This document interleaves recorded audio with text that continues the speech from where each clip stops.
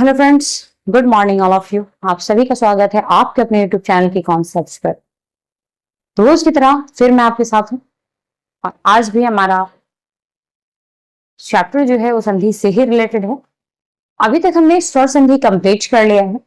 आपसे संधि कंप्लीट करने से पहले ही मैंने कहा था कि कुछ अपवाद के शब्द हैं जिन शब्द को ज्यों का त्यों याद करना पड़ता है और इसीलिए उसे मैं एक बार लिखवा दूंगी। तो आज वही आपके सामने लेकर के आई हूं। आज का जो क्लास होगा वो अपवाद का क्लास है। तो आइए देखते हैं। अपवाद के साथ साथ आप व्यंजन की भी परिभाषा पढ़ेंगे। व्यंजन संधि कल से परसों तक समाप्त हो जाएगी। तो आइए बिना देर करते हुए चलते हैं हम अपनी क्लास की तरफ। आज जो है वो अपवाद पढ़ने और आज ऐसी चीजें हैं वो केवल आपके काम की है और आप उन्हें केवल याद करेंगे। कम से कम ये 30 के लगभग अपवाद होते हैं और इन 30 अपवाद को रटने के अलावा आपके पास कोई भी दूसरा रास्ता नहीं है, क्योंकि ना तो इसको बनाने के कोई ट्रिक्स हैं और ना ही इसको बनाने का कोई नियम है। आइए चलिए देखते हैं कि अपवाद क्या होता है। तो अपवाद क्या है, लिखा हुआ है कि अपवाद क्या होगा। तो जिन शब्दों पर संधि के कोई नियम लागू नहीं होते हैं, मतलब वैसे शब्द जिस पर संधि का कोई नियम ही लागू नहीं होता है उसे अपवाद कहा जाएगा। मतलब जिस शब्द पर संधि का कोई नियम ही लागू नहीं होता है उसे क्या कहेंगे, अपवाद कहेंगे। नंबर 2 में इसकी परिभाषा हो सकती है कि जिन शब्दों पर दो या दो से अधिक संधियों के नियम लागू होते हैं ऐसे शब्दों को अपवाद कहते हैं। या तो नियम लागू नहीं होगा, या तो संधि बनाने के लिए कोई भी नियम लागू नहीं होगा, उसे हम अपवाद कहेंगे।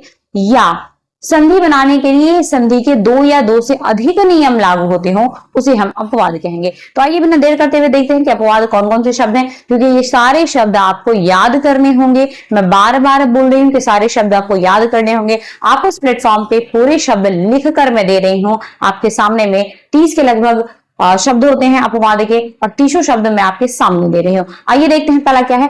पहला है कि पर जोड़ उड़ क्या बन जाएगा, परोढ़। क्या बन जाएगा, प्रौढ़ बनेगा। उसके बाद है पर जोड़ ऊह क्या बनेगा, प्रौह बनेगा। अक्ष जोड़ ऊहिनी अक्षौहिणी बनेगा। कुल प्लस अटा कुलटा बनेगा। उसके बाद है शक प्लस अंधु शकंधु बनेगा। उसी तरीके से है मंस प्लस ईशा मनीषा। अगला है मंस प्लस इश मनीष। गव प्लस अक्ष गवाक्ष। गव प्लस अग्र गवाग्र। गव प्लस इंद्र गवेंद्र। 100 प्लस इर सवैर। उसके बाद है 100 प्लस इरिता सौरिता। 100 प्लस इरिना सौरिणा। सुध प्लस ओदन सुदोधन। ये सारे क्या हैं, तो ये शब्द हैं।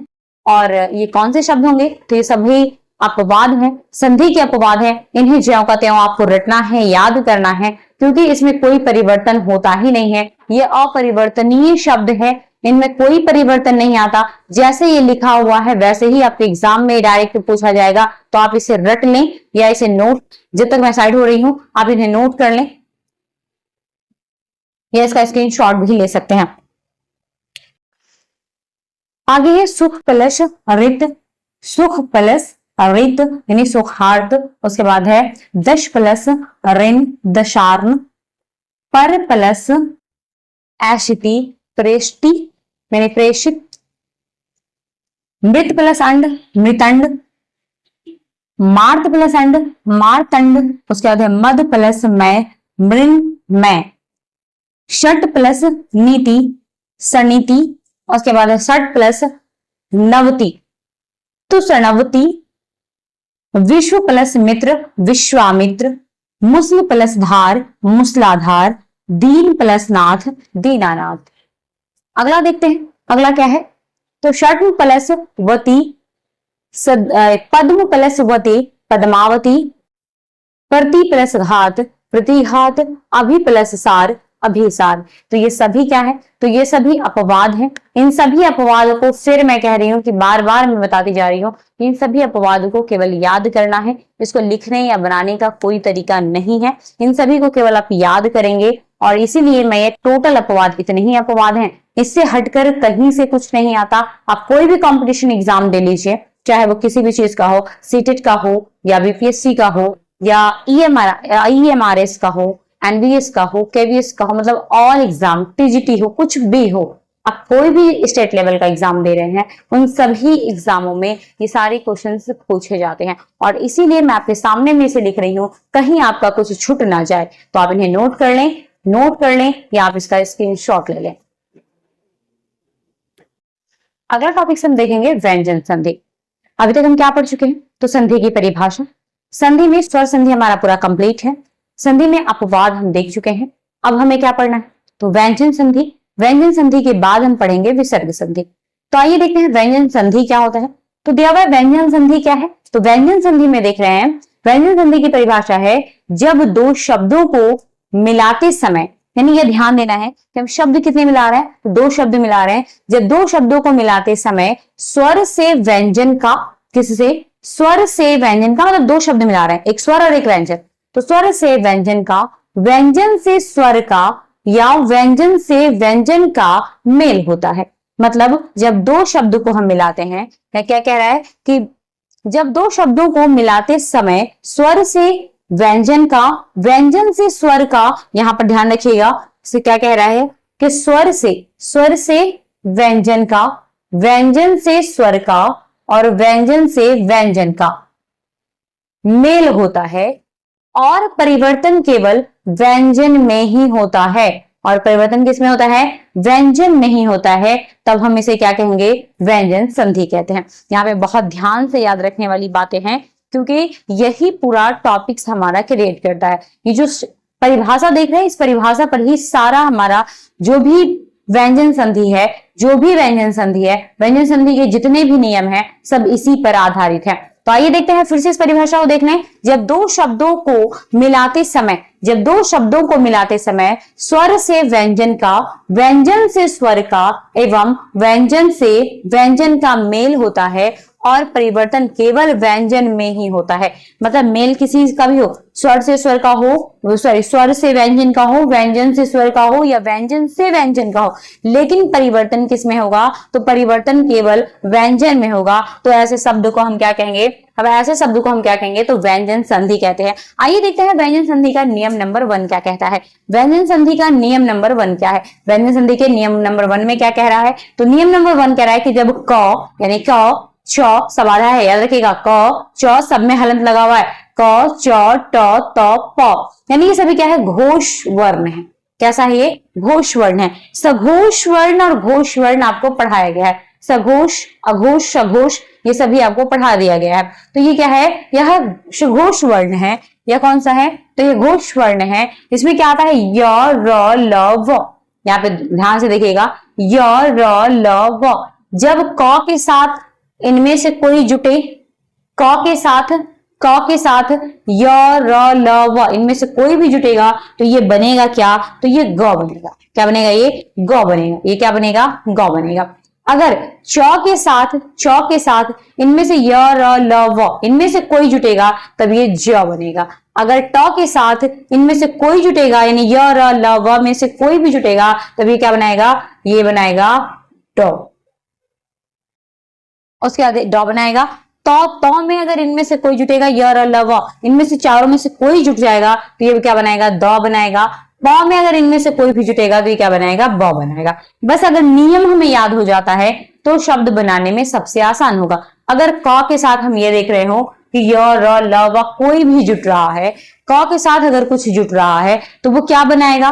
क के साथ अगर इनमें से कुछ भी जुट जाए तो वो ग बनाएगा। च के साथ अगर इनमें से कुछ जुट जाए तो ज बनाएगा। ट के साथ कुछ भी जुट जाए तो ये द बनाएगा। त के साथ कुछ भी जुट जाए तो द बनाएगा। प के साथ कुछ भी इसमें से जुट जाए तो ये बनाएगा ब बनाएगा। जुड़ने पर व्यंजन वर्ण का तीसरा या चौथा वर्ण प्राप्त होता है। या तो तीसरा प्राप्त होगा या चौथा प्राप्त होगा। जिस तरीके से हम यहाँ देखते हैं, क क्या है? तो क, यहाँ तो दिख नहीं रहा होगा आप लोगों को, जिस तरीके यहाँ देखते हैं क, ख, ग, घ, अंग। अब यहाँ हम क्या देख रहे हैं कि क के साथ या तो य जुटेगा या र जुटेगा या ल जुटेगा या व जुटेगा। तो हमें प्राप्त क्या होगा? या तो इसका तीसरा प्राप्त होगा या इसका चौथा प्राप्त होगा। तीसरा या चौथा प्राप्त होगा। तो लेकिन क के साथ अगर जुटेगा तो क्या प्राप्त होगा? हमें तीसरा प्राप्त होगा। ये नियम याद रखने की चीजें हैं। अगर आपको नियम याद हो जाता है तो ये व्यंजन संधि बनाना बहुत बड़ी बात नहीं। अगर आप लोग को नियम याद हो जाता है तो व्यंजन संधि बनाना बहुत बड़ा बात नहीं है। आइए देखते हैं इसके कुछ उदाहरण है, उदाहरण से समझ लेते हैं इसको। वाक, वाक प्लस जाल, वाक प्लस जाल। अब यहाँ गौर से देखिएगा, यहाँ क्या कह रहा है, वाक प्लस जाल, तो क्या बन गया, वाग जाल। ये कौ जौ के साथ जुट रहा है, किसके साथ, कौ जौ के साथ जुट रहा है, मतलब कोई भी वर्ड हो कौ जुट रहा है तो क्या बन जाएगा, यहाँ गौ बनेगा, क्या बनेगा, गौ बनेगा। उसके बाद है वाग प्लस ऐतिहासिक, यानी ई के साथ जुटेगा तो ये प्रौद्योगिक बनाएगा, यानी प्रागैतिहासिक बनाएगा, क्या बनाएगा, प्रागैतिहासिक बनाएगा। अत प्लस दंड है तो अत प्लस दंड, यानी तो जुटेगा दो के साथ तो क्या बना रहा है, यानी ऊ है, उत प्लस दंड। ये तो जुट रहा है दो के साथ, यहाँ देखिएगा तो जुट रहा है किसके साथ, किसी भी वर्ड के साथ जुट गया तो क्या बनाएगा, ये दो बनाएगा। तो यहाँ क्या बन गया, दो, तो क्या हो गया, उद दंड। पच, यानी पच प्लस आब, ये स्वर है, यही कह दिया है कि अगर स्वर के साथ भी जुटेगा या व्यंजन के साथ जुटेगा तो ये क्या बनाएगा, परिवर्तन किसमें होगा, व्यंजन में परिवर्तन होगा, स्वर में कोई परिवर्तन नहीं होगा। तो क्या है, पच प्लस आब, तो क्या बन गया, पंजाब। अच प्लस अंत, तो क्या बन जाएगा, अजंत। अप प्लस ज, तो क्या बन जाएगा, अबज। क्यों, ये प है, प क्या बना रहा है, आधा ब बना रहा है, प क्या बना रहा है, आधा ब, क्योंकि सबके साथ हलंत लगा हुआ है, देख रहे हैं आप लोग, प किसके साथ है, तो आधा ब होगा। और यहां स्पष्ट कह दिया है कि व्यंजन से व्यंजन का मेल होगा तो भी परिवर्तन किसमें होगा, केवल व्यंजन में परिवर्तन होगा। और यहां साफ है कि अगर इसमें से कोई जुटेगा तो भी प क्या बन जाएगा, ब बन जाएगा। तो प है, अगर इसमें कोई भी जुट जाए और जुटे, कुछ भी जुड़े तो क्या बनेगा, ये ब बना लेगा, क्या बनाएगा, ब बनाएगा। तो भी क्या बन जाएगा, अबज, क्या बन जाएगा, ये अबज बनेगा। दोस्तों अगला है क्या हमारा कि नियम नंबर 2। नियम नंबर 2 क्या कहता है कि क, च, ट, त, प, अगर इसमें कोई पंचम वर्ण जुड़े, कौन सा वर्ण, पंचम वर्ण अगर जुड़ता है, जैसे अंग, या, न, म आता है तो पंचम वर्ण ही प्राप्त होता है। मतलब कहने का मतलब है कि अगर इस शब्द में, यानी क वर्ग में, च वर्ग में, ट वर्ग में, त वर्ग में, प वर्ग में, यानी क वर्ग, यानी क में, त में, ट में, त और प, इनमें से किसी में भी अगर पंचम वर्ग जुड़ता है, पंचम वर्ण जुड़ता है किसका, तो क वर्ग का पंचम वर्ण क में, च वर्ग का पंचम वर्ण च में, उसके बाद च के बाद क्या दिया गया है, ट, तो ट वर्ण का पंचम वर्ण ट में, उसके बाद तो त वर्ण का पंचम वर्ण त में, और उसके बाद है प, तो प वर्ग का पंचम वर्ण प में। अगर इनमें से कोई जुट जाए इसमें तो प्राप्त क्या होगा, अगला बनने वाले निसंधि जब हम बनाएंगे तो उसमें प्राप्त क्या होगा, तो पंचम वर्ण ही प्राप्त होगा। आइए देख लेते हैं कैसे प्राप्त हो रहा है। तो उदाहरण से देखते हैं कुछ, जैसे यहाँ दिया हुआ है पट प्लस मास, क्या है, पट प्लस मास, ये ट है, तो ट के साथ क्या बनेगा, न बनेगा, क्या बनेगा, न बनेगा। कुछ भी जुट जाए मतलब नहीं है, ट के साथ जुट रहा है तो क्या बनेगा, न बनेगा। अब हम इसका क्या बना सकते हैं, तो पर्णमास बना सकते हैं, ये ऐसे ही रह गया। इसमें क्या जुटा, तो इसमें जो भी जुटेगा तो उसके साथ क्या बना देगा, ये न बना देगा। और सब में हलंत है, सब में क्या है, हलंत है, तो ये आधा बनेगा, क्या बनेगा, ये आधा बनेगा। और इसीलिए क्या बन गया यहाँ, तो पर्णमास बन गया। दिक है, आधा क है, और ये क के साथ जुड़ेगा तो क्या बनाएगा, ड बनाएगा, सॉरी क के साथ जुड़ेगा तो अंगा बनाएगा। और ये अंगा क्या है, तो ये महिमा ऐसे ही रहेगा, क के साथ, तो क हट करके क्या बन जाएगा, अंगा बन जाएगा। तो क्या बन जाएगा, ये दिग महिमा, क्या बन जाएगा, दृढ़ महिमा बन जाएगा। वाक है, मैं है, तो क्या बन जाएगा, ये वांड मैं बन जाएगा। उत है प्लस नति है, तो ये तो के साथ हम देख रहे हैं कि तो हलंत है, तो के साथ कुछ भी जुड़ेगा तो क्या बनेगा, ये न बनेगा। और न कैसा है, तो आधा है, हलंत है, तो यहाँ क्या बन गया, आधा न बन गया, तो क्या बनेगा, ये उन्नति बन जाएगा। वाक है प्लस माता है, तो क्या बन जाएगा, ये वंड माता बन जाएगा, क्योंकि हम जानते हैं कि क के साथ कुछ भी जुड़ने के बाद क्या बनेगा, ये तो यहाँ अंगा बनता है, तो वंड माता बन जाएगा। तो अब तक का हमारा क्या रहा, तो नियम नंबर 2 तक समाप्त हो चुका है। किसका, तो व्यंजन संधि का नियम नंबर 1 और नियम नंबर 2 हमने देख लिया है। अगले जितने नियम से है वो एक एक करके हम देखेंगे। आज के लिए केवल इतना ही, फिर मिलते हैं कल के क्लास में। ताकि संधि हमें समाप्त करना है। यहाँ वो क्लास आपके लिए चल रही है जो प्रत्येक कॉम्पिटिटिव एग्जाम के लिए, प्रत्येक एग्जाम के लिए बहुत ही महत्वपूर्ण क्लास है। अगर आपने पूरी वीडियोस देखी और संधि को सही से पढ़ने की कोशिश की तो इसके बाद आपको कभी भी कहीं भी पढ़ने की ज़रूरत नहीं पड़ेगी और इससे बाहर आपके एग्जाम में कुछ भी नहीं आने वाला है। तो अगर ये वीडियो अच्छी लगी तो आप इन्हें लाइक, सब्सक्राइब और शेयर ज़रूर करें, अपने दोस्तों तक ज़्यादा से ज़्यादा पहुँचाने की कोशिश करें। तब तक के लिए धन्यवाद। लिख देती हूँ यहाँ व्यंजन संधि किसका, तो व्यंजन संधि का नियम नंबर 2 हम कंप्लीट कर चुके हैं। आज जो है वो व्यंजन संधि का नियम नंबर 3 पे चलेंगे। व्यंजन संधि का नियम नंबर 3 क्या कह रहा है, तो आइए देखते हैं। व्यंजन संधि के नियम नंबर 3 में है कि ग, ये ग भी हलंत में है। हलंत का मतलब ही आधा होता है। ग, ज, ट, द और ब, ये सभी क्या है, हलंत है। अगर इससे कोई अघोष वर्ण जुड़ता है, कोई अघोष वर्ण जुड़ता है तो ये उस वर्ग का पहला या दूसरा या तलाबिशा, मूर्धन्यशा, दंतसा वर्ण बन सकता है। आइए देखते हैं। जैसे ग में अगर कोई भी अघोष वर्ण जुड़ता है, अगर कोई भी अघोष वर्ण जुटेगा तो ये क्या बनाएगा, तो ये क बनाता है। क्या बनाएगा, ये आधा क बनाता है। अगर जौ में कुछ जुटेगा तो ये क्या बनाएगा, चौ बनाएगा। याद रखिएगा सभी हलंत है, सभी आधा है। ड में अगर जुटेगा तो ये ट बनाएगा और यहाँ द में जुटेगा तो त बनाएगा, ब में जुटेगा तो प बनाएगा। तो इसको समझते हैं कुछ उदाहरण के जरिए, क्योंकि बिना उदाहरण का तो ये क्लियर होने ही वाला नहीं है। जैसे देखते हैं यहाँ लिखा हुआ है उद प्लस कर्ष, उद प्लस कर्ष। अब ध्यान देंगे कि यहाँ क्या है, आधा द, क्या है ये, द है, क्या है ये, द है। तो द में हलंत लगा हुआ है। अब हलंत के साथ ये इसमें क्या जुटेगा, तो यहाँ पर क्या है, क प्लस यानी आधा क प्लस अ जुटता है। मतलब यहाँ पे हमारा क्या जुट रहा है, तो हम सीधे ही देख रहे हैं कि कोई अन्य वर्ण जुट रहा है। ये कोई भी सघोष वर्ण हो सकता है। तो जैसे ही कुछ बदलेगा नहीं, ये चीज हमारी ज्यों की त्यों रह जाएगी, ये चीज वैसे ही रह जाएगी। मैं बहुत सारा उदाहरण नहीं लेकर के आई हूँ क्योंकि सारे नियम्स को भी कंप्लीट करना है, तो कुछ उदाहरण आप अपने से बना लेंगे, मैं कुछ उदाहरण दे दूंगी। तो यहाँ पर क्या है, अगर कुछ भी इसके साथ कुछ भी जुटेगा, कोई भी वर्ण हो जो सघोष हो, सॉरी जो अघोष हो, क्या हो, जो अघोष वर्ण हो। अगर आपने सघोष या अघोष वर्ण नहीं पढ़े हैं तो इसी चैनल्स पर पीछे कई क्लासेस सघोष या अघोष वर्ण की हो चुकी है, तो आप जाएं और उस क्लास को भी देखें, क्योंकि जब तक आप उस क्लास को देखेंगे नहीं सघोष और अघोष वर्ण समझ नहीं आएगा। तो आइए देखते हैं। द किस में बन जाएगा, आधा तो। द किस में बदल जाएगा, ये आधा तो में बदल जाएगा। तो क्या हो जाएगा, ये ऊ ऐसे ही रहेगा, ये द हट करके क्या आ जाएगा, आधा तो आ जाएगा और ये कर्ष ऐसे ही रह जाएगा। ये कर्ष कैसे, तो ऐसे ही रह जाएगा और ये पूर्णता क्या बन जाएगा, तो उत्कर्ष बनेगा। क्या बनेगा, ये उत्कर्ष बनेगा। वैसे ही यहाँ क्या है, तो उद प्लस सव, उद प्लस सव, तो यहाँ पर ऊ ऐसे ही रह जाएगा। ये द जो है आधा है, यानी द है, द किस में बदल जाएगा, तो आधा तो में, यानी द किस में बदल जाएगा, तो में बदलेगा। तो यहाँ पर हम लिखेंगे आधा तो और ये क्या है, स, यानी दंत स वो, क्या बन जाएगा, ये उद उत सव। क्या बन जाएगा, ये उत सव। क्या बनेगा, ये तो उत सव बन जाएगा। ऐसे ही कुछ उदाहरण आप देख रहे हैं। ये नियम नंबर 3 है।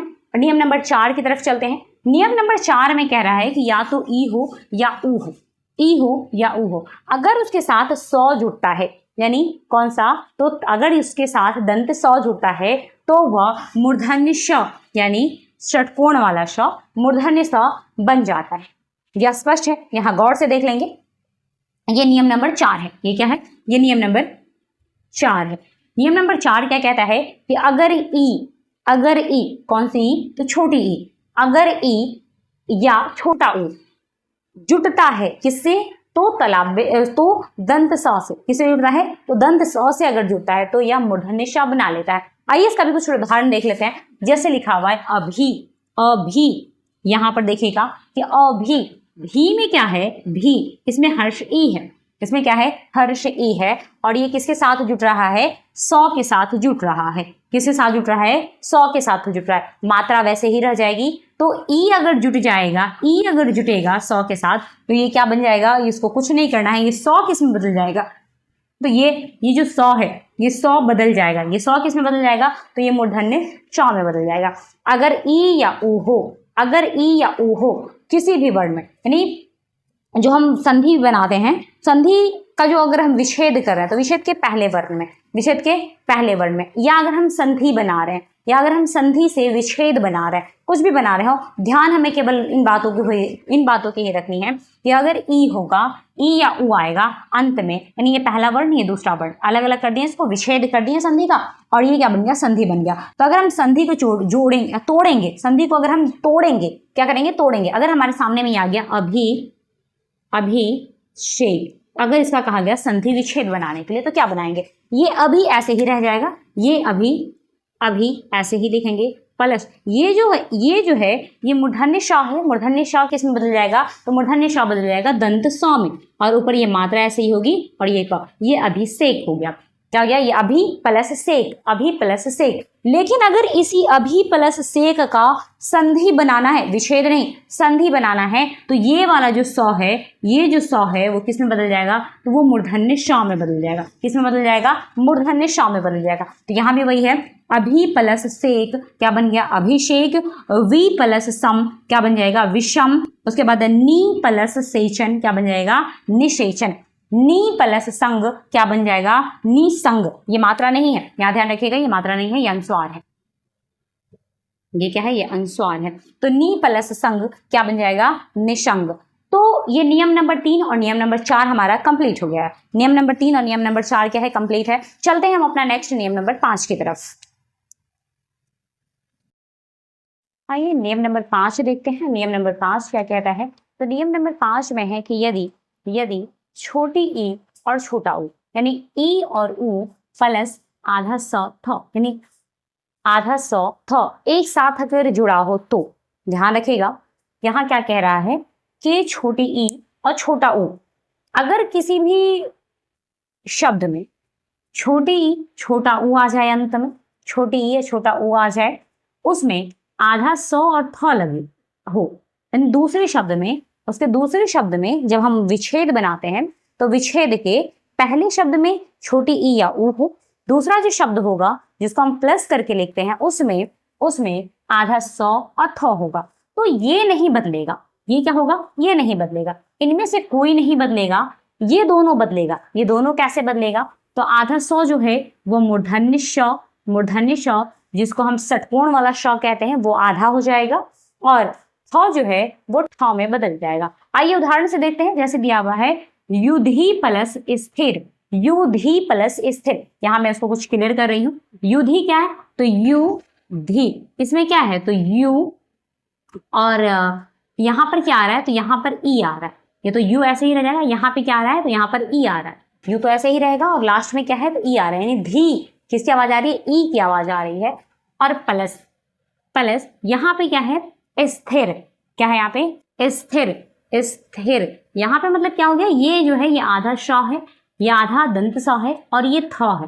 तो ये दोनों इधर से कुछ नहीं बदलेगा, मतलब ये पहला वाला कुछ नहीं बदलेगा, सेकंड वाला में बदलेगा, मात्रा नहीं बदलेगी, सेकंड वाले का शब्द बदल, यानी इसका वर्ण बदल जाएगा। ये दोनों क्या है? ये दोनों वर्ण क्या होंगे? बदल जाएंगे। तो ये बनेगा क्या? तो ये दोनों मिलकर के क्या बनेगा? ई है, तो ये तो ऐसे ही रह जाएगा, युधि हम ऐसे ही लिखेंगे, और यहाँ पर यहाँ पे ई की मात्रा है, तो ये ई की मात्रा जो है वो ऐसे ही रह जाएगी। ये जो सौ है, ये जो तलाब्य सॉरी दंत सौ जो है, दंत सौ जो आधा है वो आधा श बन जाएगा। कौन सा स बन जाएगा? तो आधा सौ बनेगा। और ये आधा सौ कौन सा स बनेगा? तो ये षटकोण वाला स, या इसको हम मूर्धन्य श कहते हैं। उसके बाद ये थ जो है ठ में बदल जाएगा, और ये र ऐसे ही रह जाएगा। तो क्या बन गया? युधिष्ठिर। तो यहाँ क्या हो जाएंगे? युधिष्ठिर हो जाएगा। उसी तरीके से हम देख रहे हैं यहाँ प्रति स्थान। क्या देख रहे हैं? प्रति स्थान देख रहे हैं। तो प्रति, यहाँ पे प्रति है और यहाँ पे प्लस स्थान है। गौर से यहाँ ध्यान देंगे, यहाँ एक तरफ क्या है? प्रति है, दूसरी तरफ क्या है? स्थान है। तो प्रति ऐसे ही रह जाएगा। यहाँ क्या होगा? इसी साइड में इसको क्लियर कर रही हूँ। यहाँ क्या हो जाएगा? प्रति ऐसे ही रहेगा। यहाँ पर भी लास्ट में क्या है? ई की मात्रा है। किसकी मात्रा है? ई की मात्रा है। तो प्रति ऐसे ही रह जाएगा। प्लस स्थान है, तो ये स्थान, ये आधा सौ है, तो ये हो जाएगा प्रति। ये आधा सौ बन जाएगा मूर्धन्य श, और ये थ बन जाएगा ठ, उसमें आकार और न, तो क्या हो जाएगा प्रतिष्ठान। क्या हो जाएगा प्रतिष्ठान। वैसे ही अगला भी है अनु प्लस स्थान, तो क्या हो जाएगा अनुष्ठान। आइए देखते हैं नियम नंबर 6। नियम नंबर 6 क्या कहता है कि अगर कोई भी स्वर हो, पहले क्या हो, पहले कोई भी स्वर हो, पहले क्या होगा, पहले कोई भी स्वर होगा, उस स्वर के बाद में यानी प्लस में पहला जो विच्छेद जब हम बनाएंगे तो विच्छेद में, संधि का जब हम विच्छेद बनाते हैं तो उस विच्छेद में क्या होगा कि पहला जो शब्द होगा विच्छेद का, उसमें कोई भी क्या होगा स्वर होगा। कोई भी स्वर हो सकता है, स्वर लिमिट नहीं है, स्वर आप जानते हैं कितने हैं, 11 होते हैं, तो उनमें से कोई भी एक हो सकता है। उसके बाद प्लस में छ हो, क्या हो, छ हो, तो ये दोनों के बीच में, तो इन दोनों के बीच में यानी ये वर्ड और इसके दोनों के बीच में क्या बनेगा, चौ बनेगा। कैसा चौ बनेगा, ये आधा चौ बनेगा। कैसा है, ये आधा चौ है। फिर देख लीजिएगा हलंत लगा हुआ है, कैसा बन जाएगा, ये आधा चौ बन जाएगा। कैसा बनेगा, तो ये आधा चौ बनेगा।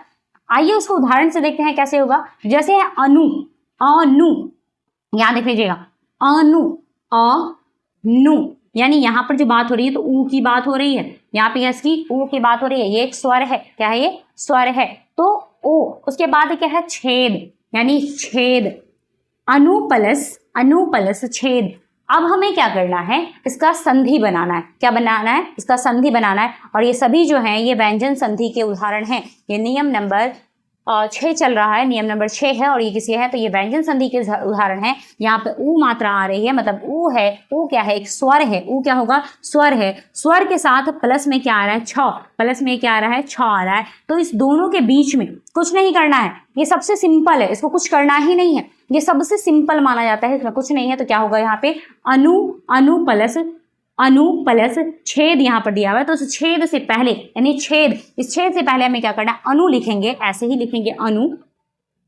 ये छेद यहाँ पे इससे पहले क्या लिखेंगे, आधा चौ, उसके बाद क्या लिखेंगे, छेद। क्या हो जाएगा, अनुच्छेद। इसको क्या पढ़ेंगे, अनुच्छेद पढ़ेंगे। वैसे ही है विच्छेद, तो इसका वी प्लस छेद क्या पढ़ेंगे, विच्छेद। उसके बाद वृक्ष, वृक्ष प्लस छाया, तो वृक्ष छाया। क्या हो जाएगा, ये वृक्ष छाया। उसके बाद है परि प्लस छेद, तो परिच्छेद। क्या हो जाएगा, परि प्लस छेद, तो क्या हो जाएगा, परिच्छेद। यहाँ पे दो है, क्या हो जाएगा, ये परिच्छेद। तो अब तक हमने क्या देख लिया, तो अब तक हमने देख लिया है नियम नंबर, अब तक कितना हो गया, तो नियम नंबर 6 तक हमारा कंप्लीट हो चुका है।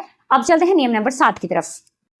आइए, अब तक हमने नियम नंबर 6 देख लिया है, अगला है हमारा नियम नंबर 7। तो देखते हैं नियम नंबर 7 क्या कहता है कि अगर तो और दो मतलब पहला जो वर्ड होगा, किसी भी विच्छेद का पहला जो अक्षर होगा, पहला जो शब्द होगा, उस पहले शब्द का अंतिम, पहले शब्द का अंतिम वर्ण या तो हो सकता है, या क्या होगा, अंतिम, या तो हो सकता है या द हो सकता है।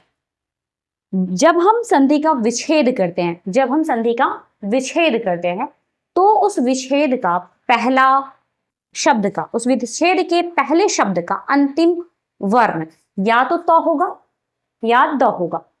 अगर तो हो या द हो, दोनों में से कुछ भी हो, तो ये क्या बन जाएगा, आधा द, सॉरी आधा द, राइट, आधा द बनेगा। ठीक है, प्लस अगर विच्छेद कर रहे हैं तो संधि का विच्छेद बनाने के बाद, वर्ण का मतलब विच्छेद बनाने के बाद दूसरा शब्द, दूसरे शब्द का पहला वर्ण, दूसरे शब्द का पहला वर्ण अगर ह होता है, क्या होता है, ह होता है, तो वो किस में बदल जाएगा, ध में बदल जाएगा। आइए इसे उदाहरण से समझते हैं। यहां पे याद रखिएगा, फिर से मैं कह रही हूं, यहां याद रखिएगा कि केवल हमें शब्द समझना है, मतलब केवल वर्ण समझना है। कौन से वर्ण होने के बाद कौन सा वर्ण किससे मिलेगा, तो वो कौन सा वर्ण बना लेगा। बस अगर ये समझ आ गया तो संधि बहुत बड़ी चीज है ही नहीं। ये हमारा जो अभी भी, फिर से कह रही हूं मैं, ये जो क्लास हमारा चल रहा है वो व्यंजन संधि चल रहा है, व्यंजन संधि का नियम नंबर 7। तो व्यंजन संधि के नियम नंबर 7 का कहना है कि अगर तो यानी ये तो कहाँ होगा, तो जब हम विच्छेद बनाते हैं, संधि का क्या बनाते हैं, विच्छेद बनाते हैं, तो संधि का विच्छेद बनाते समय, संधि का विच्छेद बनाते समय पहला जो शब्द होता है, शब्द, पहले शब्द का अंतिम वर्ण क्या होगा, आधा तो हो सकता है या आधा द हो सकता है, तो या द हो सकता है। तथा दूसरे शब्द का पहला वर्ण क्या होगा? ह। ह क्या होगा? ह। तो पहला जो शब्द है उसका अंतिम वर्ण या त या द होगा तो ये बदल जाएगा द में, आधा द में, और ये ह जब होगा तो ये बदल जाएगा ध में। इस बात को दिमाग में बैठा लें आप लोग। अगर ये बात समझ आ गई तो संधि जो है वो बहुत बड़ी चीजें नहीं है। मैं बार बार एक ही बात आपके सामने मिला रही हूँ कि संधि का विच्छेद करना अधिकांशतः स्टूडेंट को बहुत हार्ड लगता है, लेकिन ये बहुत बड़ी चीज नहीं है।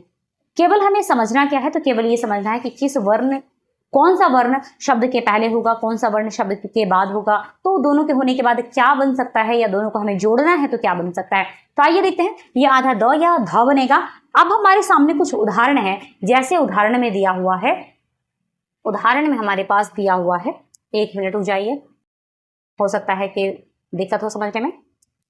अब अगर हमारे पास उदाहरण में क्या दिया हुआ है, उत्त, उत्त प्लस हार। यहां गौर कीजिएगा, ये 2 वर्ड मैंने लिखा है, ये मैं 2 वर्ड लिखी हूं, इसमें से सही वर्ड कौन है, मतलब सही संधि विच्छेद कौन है, तो फर्स्ट तो नहीं होगा, सही ये वाला है, क्योंकि द है यहाँ पे। उद्दार होता है, उद्दार होता है, उत्तार यानी तो नहीं आता, यहाँ द आता है, तो ये तो हमारा होगा नहीं, यहाँ पे हम सेकंड लिख रहे हैं द।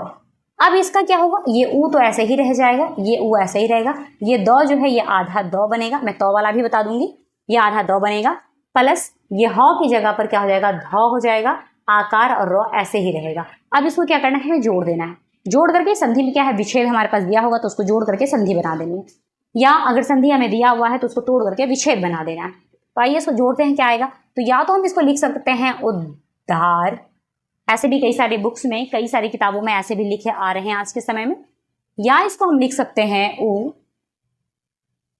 धार, उद्धार, ऐसे भी हम लिख सकते हैं। द ध संयुक्त हो जाएगा, द ध संयुक्त आ जाता है। वैसे ही क्या है, जैसे यहाँ है तत्, तत् प्लस हित, क्या है, तत् प्लस हित, तो किस में बदल जाएगा, द में, आधा द में, तो तद हित यानी तद हित। उसके बाद है पद, यहाँ द है, पद प्लस हति, पद प्लस हति, क्या बन जाएगा, ये पद्धति, यानी इसको कैसे लिखेंगे, पद्धति लिखेंगे, क्या लिखेंगे, पद्धति लिखेंगे। तो दोस्तों अब तक हमारा जो ये क्या है, तो नियम नंबर 7 व्यंजन संधि का समाप्त हो चुका है। अब जो बची खुची रह गई हैं 2 4 5 नियम्स रह गए हैं व्यंजन संधि के, तो ये सारे नियम्स जो हैं कल के क्लास में कंप्लीट हो जाएंगे। तब तक के लिए धन्यवाद, आप हमारा साथ बनाए रखें, तब तक के लिए धन्यवाद। और इतना दिन अगर आप हमारा वेट किए हैं तो भी उसके लिए बहुत बहुत शुक्रिया। अगर ये वीडियोस आपको अच्छी लगती है तो लाइक, सब्सक्राइब एवं शेयर करें, अपने दोस्तों तक ज़्यादा से ज़्यादा भेजने की कोशिश करें ताकि किसी का ये फ़ायदा हो सके। ये बहुत डीपली आपको समझाया जा रहा है, इतना आसान तरीके से और इतने डिटेल्स में। यूट्यूब पे तो क्लास ना के बराबर होती है, ये आप भी जानते हैं, कहीं कहीं से उठाकर डाल दिया जाता है, लेकिन इस प्लेटफॉर्म पर आपसे मैं वादा की कि पूरी क्लास आपको कंप्लीट मिलेगी, सही तरीके से मिलेगी, कंटिन्यू बाई एक के बाद एक सिस्टम से मिलेगा। हाँ, मैं ये जानती हूँ, मानती भी हूँ इस बात को कि लेट हो चुका है, और लेट होने का कारण भी मैं आपको बता चुके हैं। तो इस वीडियोस को आप जितना से जितना चाहें उतना से उतना शेयर कर सके, कि जो लोग अब तक ना उम्मीद हो गए हैं उन तक कुछ उम्मीद पहुंच सके। धन्यवाद।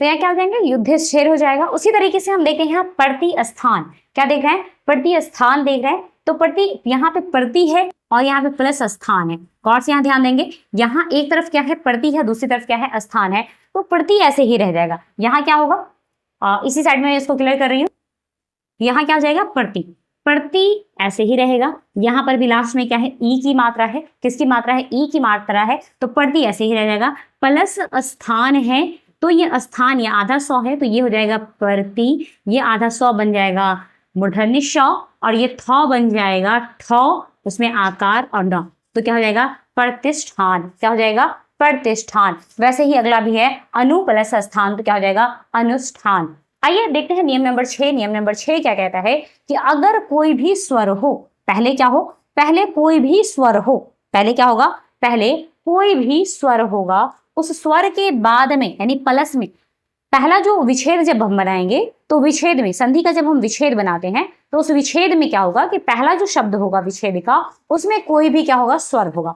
कोई भी स्वर हो सकता है, स्वर लिमिट नहीं है। स्वर आप जानते हैं कितने, 11 होते हैं, तो उनमें से कोई भी एक हो सकता है। उसके बाद प्लस में छ हो, क्या हो, छ हो, तो ये दोनों के बीच में, तो इन दोनों के बीच में, यानी ये वर्ड और इसके दोनों के बीच में क्या बनेगा, चौ बनेगा। कैसा चौ बनेगा, ये आधा चौ बनेगा। कैसा है, ये आधा चौ है। फिर देख लीजिएगा हलंत लगा हुआ है, कैसा बन जाएगा, ये आधा चौ बन जाएगा। कैसा बनेगा, तो ये आधा चौ बनेगा। आइए उसको उदाहरण से देखते हैं कैसे होगा। जैसे है अनु, अनु, यहां देख लीजिएगा अनु, अनु, यानी यहां पर जो बात हो रही है तो ऊ की बात हो रही है, यहाँ पे इसकी ऊ की बात हो रही है। ये एक स्वर है, क्या है, ये स्वर है, तो ओ। उसके बाद क्या है, छेद, यानी छेद, अनु प्लस छेद। अब हमें क्या करना है, इसका संधि बनाना है। क्या बनाना है, इसका संधि बनाना है। और ये सभी जो है ये व्यंजन संधि के उदाहरण हैं। ये नियम नंबर 6 चल रहा है, नियम नंबर 6 है और ये किसी है, तो ये व्यंजन संधि के उदाहरण है। यहाँ पे ऊ मात्रा आ रही है, मतलब ऊ है, ऊ क्या है, एक स्वर है। ऊ क्या होगा, स्वर है। स्वर के साथ प्लस में क्या आ रहा है, छ, प्लस में क्या आ रहा है, छ आ रहा है। तो इस दोनों के बीच में कुछ नहीं करना है, ये सबसे सिंपल है, इसको कुछ करना ही नहीं है, ये सबसे सिंपल माना जाता है, इसमें कुछ नहीं है। तो क्या होगा यहाँ पे, अनु प्लस छेद यहाँ पर दिया हुआ है, तो उस छेद से पहले, यानी छेद, इस छेद से पहले हमें क्या करना है, अनु लिखेंगे। ऐसे ही लिखेंगे अनु, ये छेद, यहाँ पे इससे पहले क्या लिखेंगे, आधा चौ, उसके बाद क्या लिखेंगे, छेद। क्या हो जाएगा, अनुच्छेद। तो क्या पढ़ेंगे, अनुच्छेद पढ़ेंगे। वैसे ही है विच्छेद, तो इसका वी प्लस छेद क्या पढ़ेंगे, विच्छेद। उसके बाद वृक्ष, वृक्ष प्लस छाया, तो वृक्ष छाया। क्या हो जाएगा, ये वृक्ष छाया। उसके बाद है परि प्लस छेद, तो परिच्छेद। क्या हो जाएगा, परि प्लस छेद, तो क्या हो जाएगा, परिच्छेद। यहाँ पे दो है, क्या हो जाएगा, ये परिच्छेद। तो अब तक हमने क्या देख लिया, तो अब तक हमने देख लिया है नियम नंबर, अब तक कितना हो गया, तो नियम नंबर 6 तक हमारा कंप्लीट हो चुका है। अब चलते हैं नियम नंबर 7 की तरफ। आइए, अब तक हमने नियम नंबर 6 देख लिया है, अगला है हमारा नियम नंबर 7। तो देखते हैं नियम नंबर 7 क्या कहता है कि अगर तो और दो, मतलब पहला जो वर्ड होगा किसी भी विच्छेद का, पहला जो अक्षर होगा, पहला जो शब्द होगा, उस पहले शब्द का अंतिम, पहले शब्द का अंतिम वर्ण या तो हो सकता है, या क्या होगा, अंतिम, या तो हो सकता है या द हो सकता है। जब हम संधि का विच्छेद करते हैं, जब हम संधि का विच्छेद करते हैं, तो उस विच्छेद का पहला शब्द का, उस विच्छेद के पहले शब्द का अंतिम वर्ण या तो होगा या द होगा।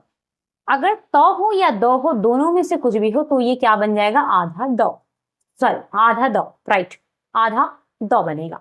ठीक है, प्लस अगर विच्छेद कर रहे हैं तो संधि का विच्छेद बनाने के बाद, वर्ण का मतलब विच्छेद बनाने के बाद दूसरा शब्द, दूसरे शब्द का पहला वर्ण, दूसरे शब्द का पहला वर्ण अगर ह होता है, क्या होता है, ह होता है, तो वो किस में बदल जाएगा, ध में बदल जाएगा। आइए इसे उदाहरण से समझते हैं। यहां पे याद रखिएगा, फिर से मैं कह रही हूं, यहां याद रखिएगा कि केवल हमें शब्द समझना है, मतलब केवल वर्ण समझना है। कौन से वर्ण होने के बाद कौन सा वर्ण किससे मिलेगा, तो वो कौन सा वर्ण बना लेगा। बस अगर ये समझ आ गया तो संधि बहुत बड़ी चीज है ही नहीं। ये हमारा जो अभी भी, फिर से कह रही हूं मैं, ये जो क्लास हमारा चल रहा है वो व्यंजन संधि चल रहा है, व्यंजन संधि का नियम नंबर 7। तो व्यंजन संधि के नियम नंबर 7 का कहना है कि अगर तो, यानी ये तो कहाँ होगा, तो जब हम विच्छेद बनाते हैं, संधि का क्या बनाते हैं, विच्छेद बनाते हैं, तो संधि का विच्छेद बनाते समय, संधि का विच्छेद बनाते समय पहला जो शब्द होता है, शब्द, पहले शब्द का अंतिम वर्ण क्या होगा, आधा तो हो सकता है या आधा द हो सकता है, तो या द हो सकता है। तथा दूसरे शब्द का पहला वर्ण क्या होगा, ह, क्या होगा, ह। तो पहला जो शब्द है उसका अंतिम वर्ण या तो या दो होगा, तो ये बदल जाएगा दो में, आधा दो में, और ये ह जब होगा तो ये बदल जाएगा ध में। इस बात को दिमाग में बैठा लें आप लोग। अगर ये बात समझ आ गई तो संधि जो है वो बहुत बड़ी चीजें नहीं है। मैं बार बार एक ही बात आपके सामने मिला रही हूँ कि संधि का विच्छेद करना अधिकांशतः स्टूडेंट को बहुत हार्ड लगता है, लेकिन ये बहुत बड़ी चीज नहीं है। केवल हमें समझना क्या है, तो केवल ये समझना है कि किस वर्ण, कौन सा वर्ण शब्द के पहले होगा, कौन सा वर्ण शब्द के बाद होगा, तो दोनों के होने के बाद क्या बन सकता है, या दोनों को हमें जोड़ना है तो क्या बन सकता है। तो आइए देखते हैं, ये आधा द या ध बनेगा। अब हमारे सामने कुछ उदाहरण है, जैसे उदाहरण में दिया हुआ है, उदाहरण में हमारे पास दिया हुआ है, 1 मिनट रुक जाइए, हो सकता है कि दिक्कत हो समझने में। अब अगर हमारे पास उदाहरण में क्या दिया हुआ है, उत प्लस हार। यहां गौर कीजिएगा, ये 2 वर्ड मैंने लिखा है, ये मैं 2 वर्ड लिखी हूं, इसमें से सही वर्ड कौन है, मतलब सही संधि विच्छेद कौन है, तो फर्स्ट तो नहीं होगा, सही ये वाला है, क्योंकि द है यहाँ पे। उद्दार होता है, उत्तार यानी तो नहीं आता, यहाँ द आता है, तो ये तो हमारा होगा नहीं, तो यहाँ पे हम सेकंड लिख रहे हैं द। अब इसका क्या होगा, ये ऊ तो ऐसे ही रह जाएगा, ये ऊ ऐसे ही रहेगा, ये द जो है ये आधा द बनेगा, मैं तो वाला भी बता दूंगी, ये आधा द बनेगा, प्लस ये ह की जगह पर क्या हो जाएगा, ध हो जाएगा, आकार और र ऐसे ही रहेगा। अब इसको क्या करना है, हमें जोड़ देना है, जोड़ करके संधि में क्या है, विच्छेद हमारे पास दिया होगा तो उसको जोड़ करके संधि बना देनी है, या अगर संधि हमें दिया हुआ है तो उसको तोड़ करके विच्छेद बना देना है। तो आइए इसको जोड़ते हैं, क्या आएगा, तो या तो हम इसको लिख सकते हैं उद्धार, ऐसे भी कई सारे बुक्स में, कई सारी किताबों में ऐसे भी लिखे आ रहे हैं आज के समय में, या इसको हम लिख सकते हैं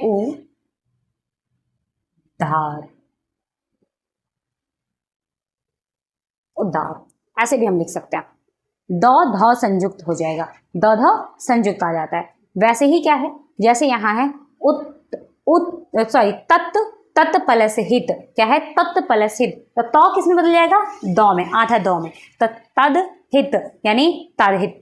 उसके बाद है पद, यहाँ द है, पद प्लस हति, पद प्लस हति, क्या बन जाएगा, ये पद्धति, यानी इसको कैसे लिखेंगे, पद्धति लिखेंगे, क्या लिखेंगे, पद्धति लिखेंगे। तो दोस्तों अब तक हमारा जो ये क्या है, तो नियम नंबर 7 व्यंजन संधि का समाप्त हो चुका है। अब जो बची खुची रह गई हैं, 2 4 5 नियम्स रह गए हैं व्यंजन संधि के, तो ये सारे नियम्स जो हैं कल के क्लास में कंप्लीट हो जाएंगे। तब तक के लिए धन्यवाद, आप हमारा साथ बनाए रखें, तब तक के लिए धन्यवाद। और इतना दिन अगर आप हमारा वेट किए हैं तो भी उसके लिए बहुत बहुत शुक्रिया। अगर ये वीडियोस आपको अच्छी लगती है तो लाइक, सब्सक्राइब एवं शेयर करें, अपने दोस्तों तक ज़्यादा से ज़्यादा भेजने की कोशिश करें, ताकि किसी का ये फ़ायदा हो सके।